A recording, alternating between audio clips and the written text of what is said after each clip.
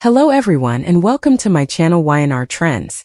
I hope everyone is having a wonderful day. Before we begin, please hit the subscribe button and give this video a thumbs up. Nick Newman's agonizing screams echo through the dimly lit basement of the Bacall estate, the sound bouncing off cold concrete walls like the cries of a man unraveling. It's a sound no one in Genoa City will ever forget. A raw, guttural cry of horror and heartbreak that marks the beginning of the darkest chapter yet. Moments after Matt's lifeless body was discovered sprawled near the old furnace, Sienna Bacall, trembling, disheveled, and covered in dust, finally breaks. Her voice cracks as she whispers, "I can't hide it anymore. There are 5 things you all need to know." What follows is a confession so chilling that even Nick, the man who's seen his share of tragedy and betrayal, can barely process it. Nick, Noah, and even Victoria's preconceived notions about the Bacalls, the crash, and the web of deceit that brought them all to this breaking point will be completely redefined by the 5 secrets Sienna reveals after Matt's death. Before Sienna even realizes it, the first secret comes out. Her voice quivers, eyes darting toward Matt's lifeless form as she admits, "Matt wasn't who you think he was. Even his name was not Matt Clark." Nick's jaw tightens as the weight of her words sinks in. She explains that Matt Clark was just one of many identities the man used. A master manipulator who had been running from a past far darker than anyone in Genoa City could imagine. Sienna reveals that Matt's real name was Mitchell Bacall, her late husband, a man presumed dead years ago in Europe. The shock hits Nick like a sledgehammer. This wasn't just a random criminal infiltrating their lives. This was Sienna's husband, the same man she claimed had disappeared in a tragic accident. She confesses that she discovered the truth weeks ago but stayed silent out of fear. "He threatened to expose me, Nick," she sobs. "Everything I ever did. Everything I was hiding, he said he'd tell you all." The second secret is even more damning, and it's the one that makes Nick's scream echo through the basement again. Part fury, part disbelief. "The crash wasn't an accident," Sienna whispers, her eyes filling with tears. The words freeze the air. Nick, still gripping the bloodied banister, turns to her in stunned silence. "Matt Mitchell, he sabotaged the car," she continues, trembling. "He wanted to kill Noah." The basement suddenly feels smaller, suffocating. Nick's mind races back to the night of the wreck. Noah's mangled car, the broken glass, the scent of gasoline, the sirens. "Why?" Nick demands. His voice is hoarse, almost a growl. Sienna's answer nearly brings him to his knees. "Because Noah knew too much. He found one of the files Matt kept on you, on all of you, and Matt said he had to be silenced." Her confession confirms Nick's worst nightmare. The accident that nearly killed his son wasn't fate. It was premeditated murder. His scream echoes again, louder this time, shaking the old pipes above them as Sienna sobs uncontrollably. But Sienna isn't finished, not even close. She steadies herself, wipes the tears from her trembling hands, and admits the third secret. "I knew about the recordings," she says softly, her voice nearly drowned out by the dripping pipes. Nick stares at her blankly until she explains. "Matt recorded everything that happened in this basement. Every argument. Every meeting. Every secret that was whispered down here. He had it all on file."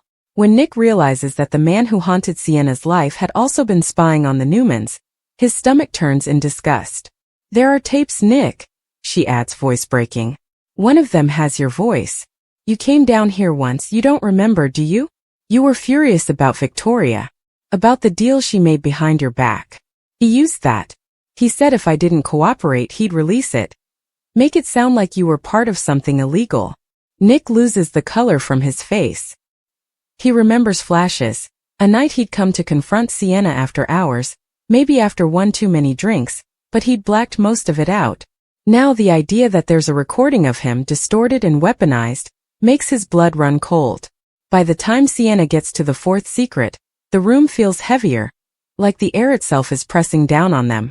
"The money, the Bacall fund, it was never real," she confesses, her tone flattening as though the admission itself is a relief. Nick blinks, confused. "What are you discussing?" he demands. Sienna's eyes glisten under the flickering light as she explains that the so-called Bacall fund, the investment Matt and she had used to lure in high-profile backers, including one of Victor's overseas contacts, was a front. A scheme to launder money that uses shell companies connected to international arms deals to move millions of dollars. Matt told me it was all cleaned up, she whispers. That he'd gone legit. But it was all a lie. Every dollar, every project, it was blood money. She takes a deep breath and looks directly at Nick. And you, Nick, your company's expansion into London? It was financed with that same money. The words came crashing down like thunder. Nick's heart slams against his chest as the realization hits him. His hands aren't clean. Without knowing it, he's been funding Newman Media's expansion with dirty money tied to the Bakal's criminal empire. His screams this time are primal, the sound of a man realizing his legacy, his family's name is tainted. Sienna's final secret comes not as a whisper, but as a confession screamed through tears. I did not merely lie about the money. I lied about the baby. The words freeze Nick in place. What baby? He rasps, though part of him already knows. Her lips tremble as she answers. The one I told you wasn't yours. The world seems to tilt. The basement goes silent except for the faint hum of the furnace. You said you swore. Nick starts, but Sienna interrupts, sobbing uncontrollably. I lied because Matt told me to. He said if I told you the truth, he'd make sure the baby never made it. I had to protect it, Nick. I had to protect you. The raw anguish in her voice slices through the suffocating silence. The truth is out now, the fifth and most devastating secret. The baby Sienna claimed was fathered by someone else, was actually Nick's. Every denial, every tearful lie, was part of a twisted scheme orchestrated by Matt to destroy Nick piece by piece. Nick's breathing turns ragged as the full scope of her confession settles over him. The man he once trusted, the woman he thought he understood, the family he thought he was protecting. All of it feels poisoned. He steps closer to her, his hands trembling, torn between fury and heartbreak. You could have told me, he says, his voice low and cracking. You could have stopped all of this. Sienna shakes her head, collapsing against the wall. I tried, Nick. I tried so many times, but Matt was always watching. He said if I opened my mouth, he'd come for Noah next. The mention of Noah's name snaps Nick back into motion. He clenches his fists and storms toward the far side of the basement, kicking over a metal chair as his scream echoes again. The sound of a man consumed by grief, rage, and the unbearable truth that everything he thought he knew was a lie. As he catches his breath, Sienna continues, her words fragmented, desperate, as though speaking them aloud is her only chance at redemption. She admits that Matt's death wasn't the accident everyone assumes. He didn't just fall, Nick. He came down here last night after threatening to burn everything. The tapes, the files, the evidence, and I tried to stop him. There was a struggle. Nick's gaze darkens. You're saying you killed him? He demands. Sienna shakes her head violently. No. I pushed him, but he slipped. I swear it wasn't on purpose. Her voice cracks as she insists it was self-defense, that Matt's final words were a promise that none of them would survive this truth. But Nick isn't sure what to believe anymore. His screams fade into silence, replaced by the haunting creak of the floorboards above. Maybe the police, maybe someone else who heard the chaos below. The hours that follow are a blur of flashing lights, sirens, and investigators combing through the basement's dark corners. Sienna sits on the cold ground, staring blankly at the wall while Nick stands nearby, arms crossed, expression unreadable. Every secret she revealed now lingers in the air like smoke. Impossible to ignore, impossible to undo. The detectives find the tape Sienna mentioned, along with documents linking the Bakal fund to offshore accounts and fraudulent shell companies. But what shocks them most is a file labeled Project Genesis. Inside are photographs, medical records, and a DNA report that seemed to tie directly to the baby Sienna lost months ago. When Nick glimpses his own name printed on the file, the breath leaves his lungs. It's the final confirmation he didn't want but already knew deep down. Sienna's fifth secret was true. Later, when the house finally empties and the flashing lights fade into the distance, Nick returns to the basement alone. The faint smell of oil and blood lingers in the air, along with the ghostly echoes of Sienna's voice. He stares at the spot where Matt's body once lay and feels a chill crawl up his spine.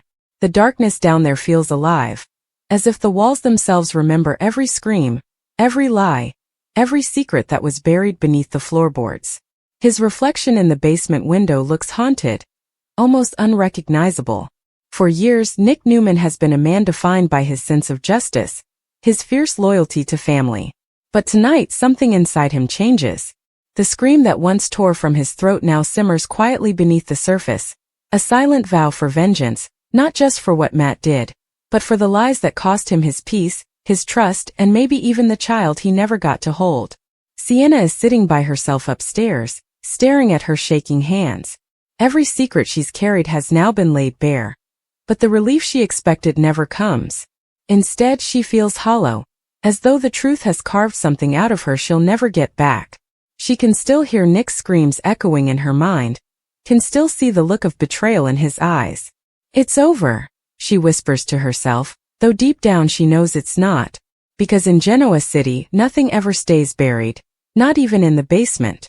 And as dawn creeps over the Bacall estate, the foundation of everything begins to crack. The tapes, the fund, the lies, they're all evidence now, but the fallout is only beginning. Sienna's 5 secrets have set off a chain reaction that will ripple through the Newmans, the Abbotts, and beyond. For Nick, the basement will forever be a reminder, not just of the night he screamed, but of the moment everything he believed in came crashing down. The echoes of that scream will haunt him for a long time, but somewhere within the pain, there's a flicker of resolve. He will find the rest of the truth, no matter what it costs. And when he does, Genoa City will never be the same again. The night after the chaos in the Bacall basement, Genoa City feels strangely still, as if the whole town senses that something dark has shifted beneath its surface. At the Newman Ranch, Victor sits in his study, cigar untouched, staring at a manila folder that Michael Baldwin just delivered. The contents are enough to make even the mustache pause. Photos, banking ledgers, digital transfers tied to the Bacall fund, and in the center, Nick's name attached to several offshore accounts that he never authorized.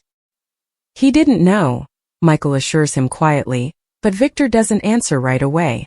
His expression is unreadable, a storm brewing behind his eyes. He finally mutters, "My son has walked into the devil's trap." Meanwhile, at the Abbott guest house, Sienna sits alone on the edge of a borrowed bed. Her eyes are swollen from crying, her voice hoarse from hours of interrogation. The police have released her for now, pending further investigation. But she knows they don't believe her story about Matt's fall. Not entirely.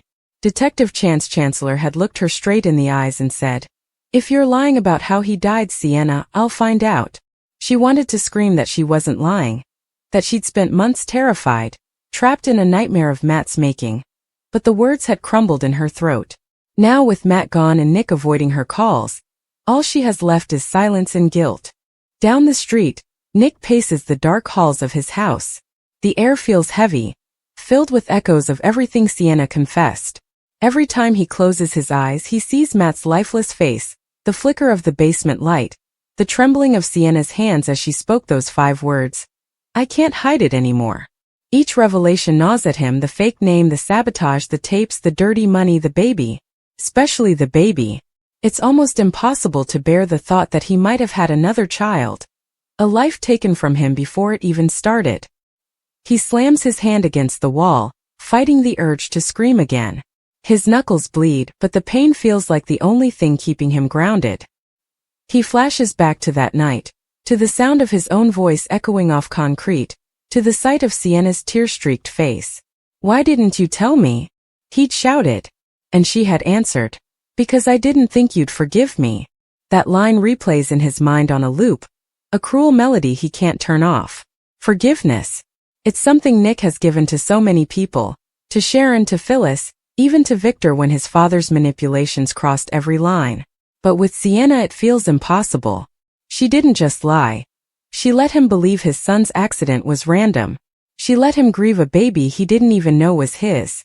And for what? To safeguard herself? To protect him? The next morning the doorbell rings.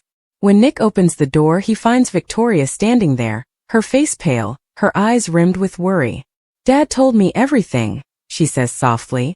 Nick barely meets her gaze. "Then you know I'm up to my neck in this mess." She steps inside, glancing around at the chaos, the scattered papers, the untouched coffee, the broken glass on the floor. "You didn't know about the money," she insists. "Sienna and Matt set this up." Nick laughs bitterly. Yeah, well, ignorance doesn't wash the blood off my hands, does it? Victoria moves closer, lowering her voice. Look, Michael's already talking to the feds.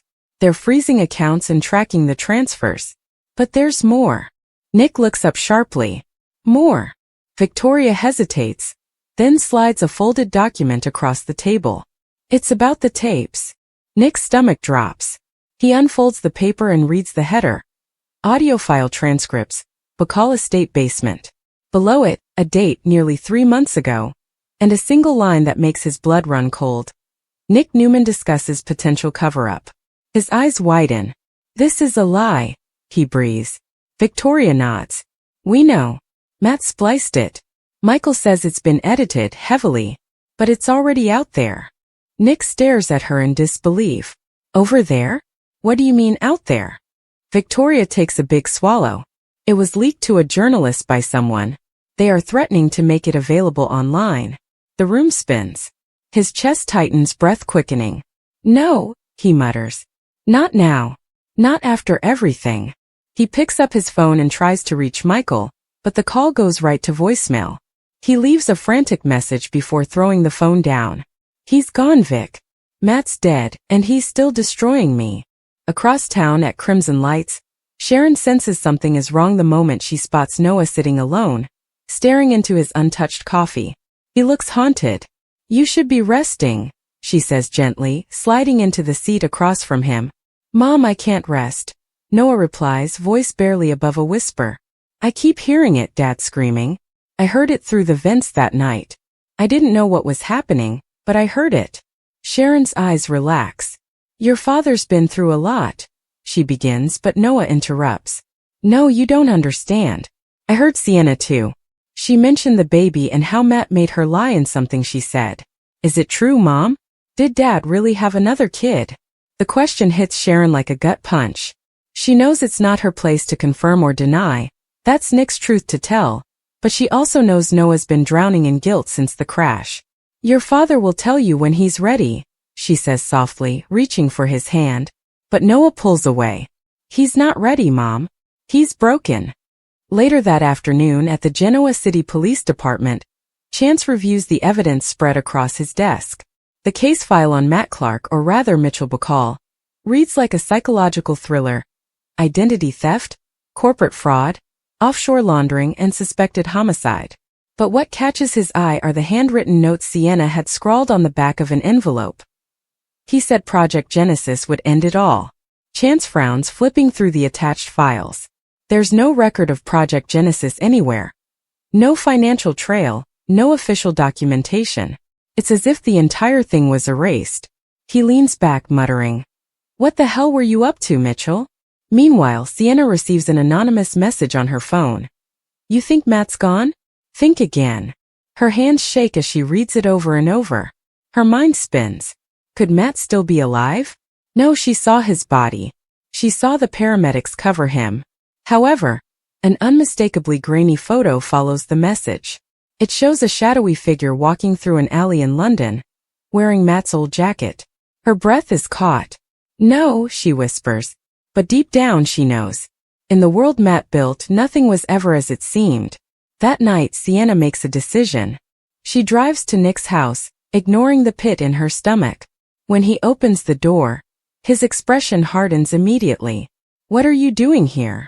He demands. I need to show you something, she says, holding up her phone.